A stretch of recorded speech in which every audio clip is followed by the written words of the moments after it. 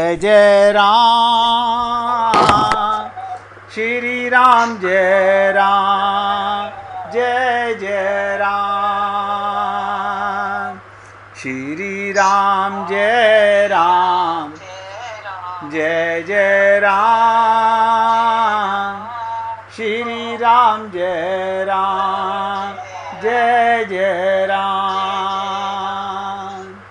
श्री राम, जय राम जय जय राम श्री राम, जय राम जय जय राम श्री राम, जय राम जय जय राम श्री राम, जय राम जय जय राम। हे पुण्यात्माओं, अगर अभी तक का प्रसंग किसी को समझ नहीं आया हो, क्योंकि मैं अब आगे बढ़ूं इसलिए आपसे पूछ रहा हूं, चारों वर्ण आपको बता दिए, चारों वर्ण को आपके अंदर ही होने चाहिए। अगर आप अपने मन के दुर्गुण दुर्विचारों से नहीं लड़ सकते तो आप भगवत प्राप्ति के लायक नहीं हैं। मन के शत्रुओं को नहीं मार पा रहे, ममता मोह आसक्ति पर विजय प्राप्त नहीं कर पा रहे, तो कहाँ से भगवत प्राप्ति करोगे। और हनुमान जी तो देखो कैसे विचित्र पशु योनि में आए और पशु की योनि भी सार्थक कर दी। इससे बढ़कर पशुत्व की सार्थकता भला क्या होगी। मनुष्य डरता है हम पशु ना बन जाएं, पशु बनकर न जाने हम किस निकृष्ट योनि में चले जाएंगे। किंतु हनुमान जी ने केवल मनुष्यता के और वर्ण धर्म के साथ ही साथ पशुत्व के माध्यम से भी सेवा का आदर्श प्रस्तुत कर दिया। पशुत्व को भी उदात्त रूप से दे देते हैं सभी वर्णों की सेवा, और यहाँ तक पशु बनकर के भी प्रति हमारे अंतःकरण में घृणा का भाव ना आने पावे। किसी पशु से भी हे पुण्य आत्माओं कभी घृणा मत करना, वो भी हमारे बहन भाई हैं। उनके कर्म ऐसे थे कि वो पशु योनि में आए, और आप और हम लोग भी अनंत बार पशु योनि में जा चुके हैं और आगे का पता नहीं है। अगर यही ममता मोह में लगे रहे तो नोट कर लीजिएगा, ज़्यादा दूर नहीं है पशु योनि मिलने में। इस भाव को उदय करते हैं। पशु के द्वारा यदि हमें अधिक सेवा का अवसर मिले तो वो भी हमें सहर्ष से स्वीकार करना चाहिए। कई बार आपने देखा होगा छोटा बच्चा अपने दादा दादियों को कहता है आप घोड़ा बन जाइए, मैं आपकी सवारी करूँगा। और आप अपने पोते पोती को, अपने बेटा बेटी को अपने ऊपर बढ़ा करके, ये क्या है, यही तो सेवा का धर्म है। आप उसमें पशु बन जाते हैं। इसका मतलब कभी किसी पशु का भी अपमान हमें नहीं करना। ये सब हनुमान जी में, भक्त में गुण होने चाहिए। इससे साबित हुआ हनुमान जी के चरित्र में समस्त वर्णों का और समस्त आश्रमों का सामंजस्य है। देखिए, एक गुरु के दो शिष्य थे, ध्यान से सुनो। दोनों बड़े ईश्वर भक्त थे। दो शिष्य, दोनों ईश्वर भक्त। ईश्वर उपासना के बाद वो आश्रम में आए रोगियों की चिकित्सा में गुरु की सहायता किया करते थे। गुरुजी चिकित्सक भी थे, इलाज भी करते थे। एक दिन उपासना के समय कोई कष्ट पीड़ित रोगी आ पहुंचा। उपासना के समय गुरु उसमें पूजा कर रहे थे। शिष्यों को बुला भेजा। शिष्यों ने कहला भेजा अभी थोड़ी देर पूजा बाकी है, पूजा समाप्त होते ही गुरुजी आ जाएंगे। गुरुजी ने द्वारा फिर आदमी भेजा। इस बार शिष्य आ गए, पर उन्होंने अकस्मात बुलाए जाने पर अपना अथर्व कहते ना विचार ये व्यक्त किया कि अभी तो हम उपासना कर रहे हैं। गुरु ने कहा मैंने तुम्हें इस व्यक्ति की सेवा के लिए बुलाया। प्रार्थना तो देवता भी कर सकते हैं, किंतु अकिंचनों की सहायता तो मनुष्य ही कर सकता है। सेवा प्रार्थना से अधिक ऊंची है। नोट करो इस बात को। आपकी पूजा करते करते भी आपको अचानक किसी घर के बुजुर्ग की सेवा करने का मौका आ जाए तो ये मत समझना कि भगवान बुरा मानेंगे। भगवान परीक्षा ले रहे हैं, क्योंकि सेवा परमो धर्म है।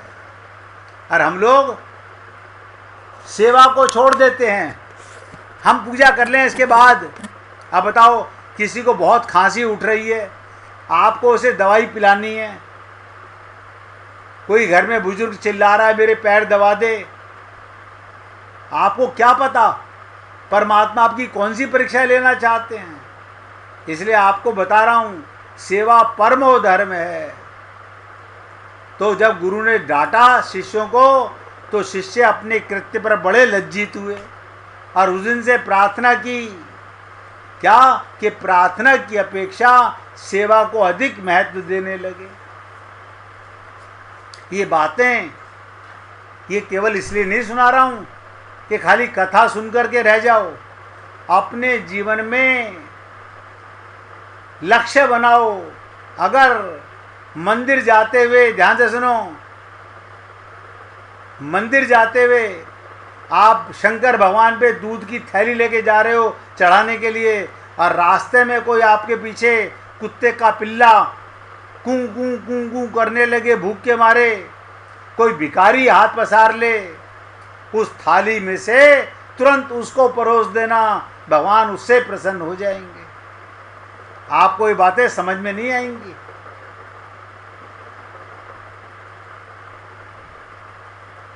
तो हनुमान जी के चरित्र में समस्त वर्णों के साथ साथ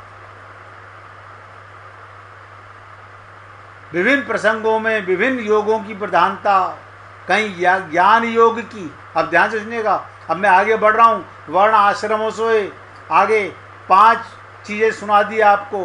ब्राह्मण, क्षत्रिय, वैश्य, शूद्र और पशु, इन 5 में हनुमान जी पास हो गए।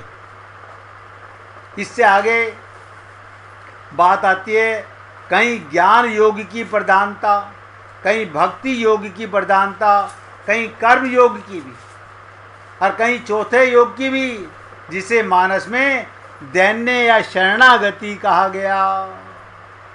ये सबसे इंपॉर्टेंट है। भगवान श्री कृष्ण ने गीता में ज्ञान मार्ग, कर्म मार्ग, भक्ति मार्ग, एक शरणागति का मार्ग भी खोल दिया। आपको हनुमान जी के चरित्र में ये भी नजर आएगी। अब ध्यान से सुनिएगा, यानी हनुमान जी में चारों वर्ण हैं। पशु तो वो जाति में आए हैं, वो भी सेवा कर रहे हैं। साथ में अब ज्ञान योग, भक्ति योग, कर्म योग और साथ में शरणागति योग भी, ये चारों भी उनके अंदर हैं। हनुमान जी का परिचय बड़ा अनोखा, इतना विचित्र परिचय शायद किसी का नहीं होगा। आप लोग हनुमान चालीसा पढ़ते हो, एक ही लाइन में 2 परस्पर विरोधी बातें लिखी हैं। कभी सोचा आपने? आप जब हनुमान चालीसा पढ़ते हो आज तक कभी बुद्धि लगाई नहीं होगी। क्या कहते हो? शंकर सुवन केसरी नंदन।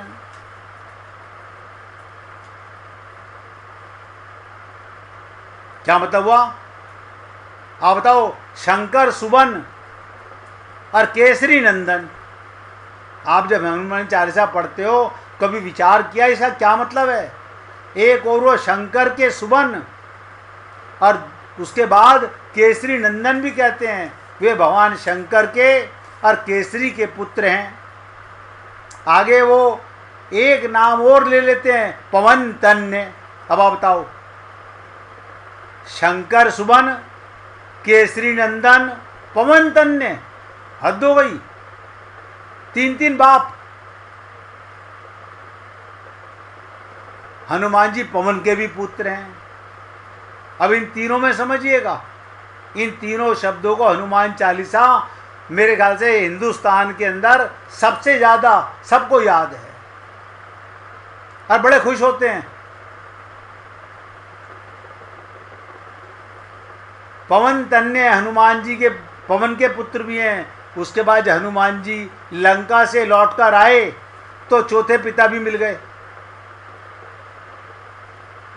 चारों पुत्रों को बताऊंगा कि कैसे कैसे भगवान इनके पुत्र हैं, हनुमान जी कैसे इन चारों के पुत्र हैं। और मैं फिर आपसे निवेदन करूंगा, एकाग्रता होगी तो कल बता पाओगे। शंकर सुवन, केसरी नंदन, पवन तन्य, और जब हनुमान जी लंका से लौटकर आए तो चौथे पिता का परिचय मिला। कौन? भगवान राम हनुमान जी से कहते हैं। देखो, यानी यहाँ पर चौथे, 3 तो आप गाते हो और चौथे भगवान राम खुद कह रहे हैं, सुनो सुत तो ही उरिन में नाही। सुत यानी भगवान राम ने भी अपना बेटा मान लिया, भगवान के भी पुत्र बन गए। सुनु सुत तो ही उरिन में नाही, इस तरह से वे भगवान राम के भी पुत्र हैं। ये उनके 4 पिता, चारों योग पूर्ण सामंजस्य दिखाई देगा। आप लोगों ने कभी समझने का प्रयत्न नहीं किया होगा, हनुमान चालीसा तो खूब गाई होगी।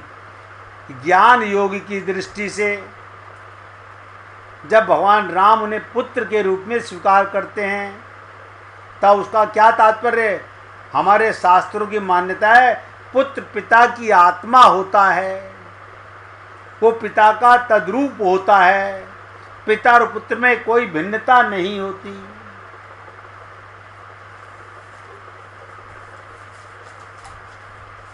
अब आप बताइएगा, हमें तो आत्मज्ञान है ही नहीं, तो ज्ञान योग तो हमारे पास है नहीं, परमात्मा की संतान तो हम है नहीं। हाँ, रामचरित मानस में सबने पढ़ा होगा, ईश्वर अंश जीव अविनाशी, चेतन अमल सहज सुख राशि। आगे बढ़ गए। अब फिर कोई तुमसे पूछे किसके, तुम्हारे पिता का नाम, खट शरीर के पिता को आगे ले आते हैं।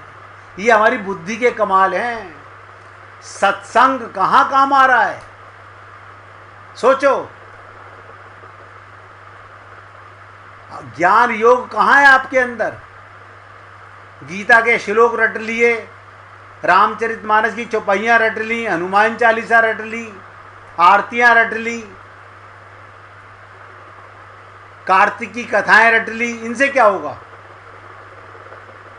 ये सत्यनारायण भगवान की कथा नहीं है, आप समझ ही नहीं सकते, क्योंकि हम बुद्धि से बहुत पैदल हैं, ज्ञान नहीं है हमारे पास में। तो ज्ञान की दृष्टि से जब भगवान राम उन्हें पुत्र के रूप में स्वीकार करते हैं तो उसका तात्पर्य हमारे शास्त्रों की मान्यता पुत्र पिता की आत्मा होता है। अब बताओ, पिता कौन? परमात्मा। उनका पुत्र कौन? उनकी आत्मा। आप कौन हो? आत्मा। और आपके पिता कौन है? परमात्मा। लेकिन हम मानते कहाँ हैं? हम अपना गोत्र बताएं, पिता का नाम बताएं, दादा का नाम बताएं, ये हमारा हाल है। ये सत्संग का कमाल देखो, खोपड़ी के अंदर गंदगी अभी तलक भी भरी पड़ी है, अभी वही ढाक के 3 पात, आगे बढ़ना ही नहीं चाहते।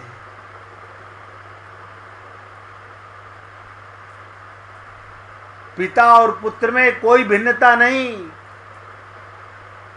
यानी आत्मा भी चेतन और परमात्मा भी चेतन, आत्मा भी सदा से और परमात्मा भी सदा से। ध्यान से सुनो, जिसे आप कहते हो मैं, वो मरने वाला, जिसे आप कहते हो मेरा बाप, वो भी मरने वाला। ये हमारा ज्ञान है, इसे ज्ञान योग कहते हो। उम्मीद करता हूं आपको समझ आ रहा होगा। अगर समझ नहीं आ रहा, पूरी ताकत लगा के समझिएगा। अगर अभी भी समझ नहीं आ रहा, ज्ञान क्या और अज्ञान क्या, जो आप और हम लोग बोलते हैं वो अज्ञान है। और ज्ञान का मतलब, जब एक बार किसी गुरु मुख से सुन लिया, हे पुण्य आत्माओं, रामचरितमानस में पढ़ लिया, ईश्वर अंश, और अपने को आत्मज्ञान कर लिया, इसके बाद भी अपने को मरने वाला शरीर मानते हो, मरने वाले पिता को अपना पिता मानते हो। ये हमारी बुद्धि है, ये ज्ञान है हमारा, ये तो कूड़ा कचरा है। इतनी बातें आपको हनुमान चरित्र से मिल रही हैं, कभी सोचा नहीं होगा। तो भगवान राम के पुत्र कब? जब परमात्मा के पुत्र बने, अंश बने, आत्मा हैं। समझ में आया? ये ज्ञान योग की दृष्टि से। देखिए, मैं आपसे बार बार पूछ रहा हूं, कल जब मैं पूछूं तो फिर बगले मत झांकना। अभी मैं आपसे बार बार पूछ रहा हूं कि अगर आपको समझ नहीं आ रहा तो पूछ लीजिए। आत्मा वे जायते पुत्रः, जो ही भगवान के मुख से सुत शब्द निकला, राम के मुख से निकला। और आप हम लोग रामचरितमानस पढ़ते हैं, रामचरितमानस पढ़ते हैं, और उसमें छुपाई आई है ईश्वर अंश। ना तो ईश्वर का पता, ना अंश का पता। क्या पता है? अपने गधे नाम का और अपने इस शरीर के बाप का। ये मेरा ज्ञान है, और सारा जीवन इसी को ढोते रहते हैं हम लोग। फिर क्या रामायण पढ़ी, क्या जीवन में सार्थकता आई? सोचिएगा। आत्मा वे जायते पुत्रः, जो ही भगवान के मुख से सुत शब्द निकला। कमाल है। सुनकर हनुमान जी आनंद में डूब गए।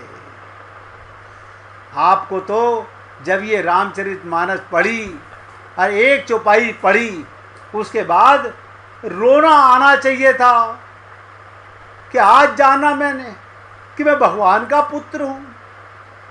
इससे बड़ा कोई ज्ञान है? और भगवान आपका परिचय बता रहे हैं, ईश्वर अंश, तुम मेरे पुत्र हो, जीव हो, अविनाशी हो, चेतन हो, अमल हो, सहज सुख राशि हो। आप बताओ, इतना परिचय जानने के बाद भी हम दुखी हैं, हम दुखी हैं, हम काया से दुखी हैं, हम माया से दुखी हैं, हम उससे दुखी हैं। ये क्या है? अज्ञान की पराकाष्ठा। मुझे तो ताज्जुब भी होता है, अभी भी लोगों के मन में, हाय हम मर जाएंगे। तुम नहीं मरोगे, ये भगवत प्राप्ति का मौका मर जाएगा। न माया मरी न मन मरा, और मर मर गए शरीर, आशा तृष्णा ना मरी, कह गए संत कबीर। पूछिए भाई जी।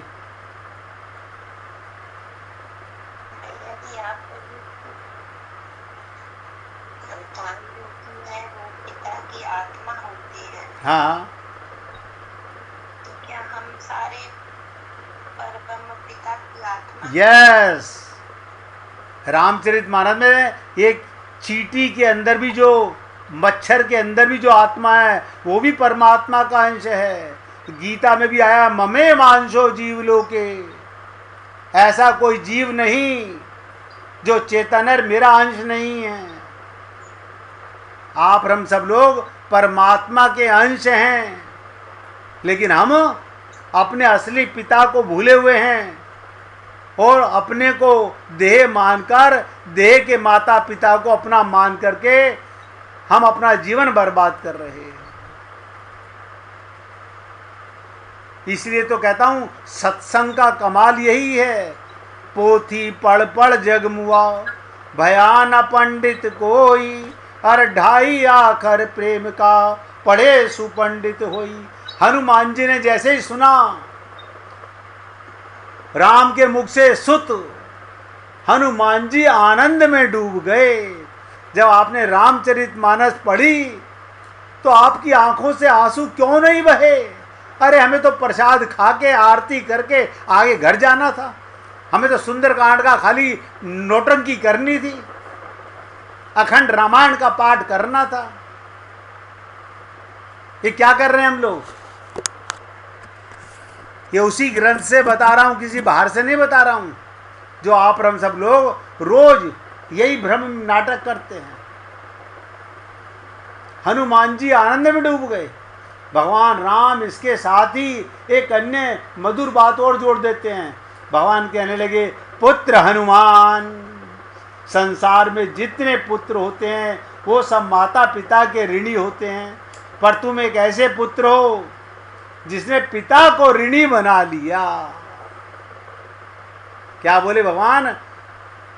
पुत्र हनुमान, तुमने तो मुझे ऋणी बना लिया, पिता को ऋणी बना लिया। परमात्मा ऋणी हो जाए तभी तो मजा है जिंदगी का। हे पुण्य आत्माओं, कोई भी मन में भ्रम हो तो मिटा दीजिए, वरना सत्संग सुनने का लाभ क्या?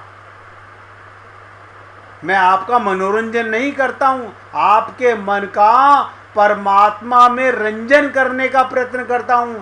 आत्मा परमात्मा में रंजन करने लगे, आपका शरीर का मन संसार में रमण करे, मैं तो आत्मा का मन परमात्मा में रमण कराना चाहता हूं। अब समझ में आ रहा होगा। 1 मिनट भगवान का कीर्तन करेंगे, फिर आगे बढ़ेंगे।